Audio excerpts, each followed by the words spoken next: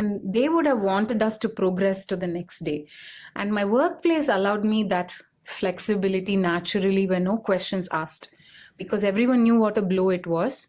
No questions asked. When are you coming to work? Sure. Like, very important people at that time in office had traveled all the way to Salem to make sure we were okay, we had everything. This was very important at that time. Your workplace is not expecting you to show up like, we don't care, come what may. 1 month at the max, but you're going to show up. That did not happen. So it gave me a lot of time and space in a very natural way to not feel guilty at this time.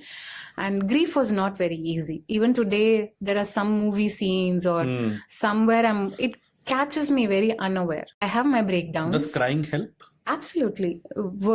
Talking about it helps. Some people believe crying is a sign of weakness. What is your opinion? I think it is not. I think you have to be surrounded by the right kind of people.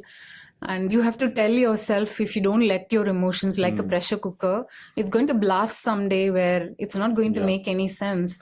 And I learned very early what self-love means.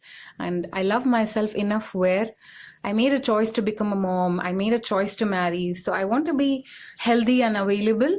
What we forget in this grief is that you put your own grief so much that you forget your daughter's lost 2 of her grandparents. Yep.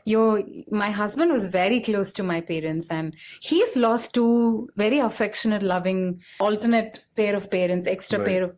You forget that they also have grief. This was like a revealing for me, because I didn't ever check with my husband saying, how are you doing? Yeah. And crying helps. Even today, crying helps, but it catches you unaware. In India, at least, I think we don't yet have the understanding, though in all your Vedas and Puranas say that, like you said, life and death is not life and death.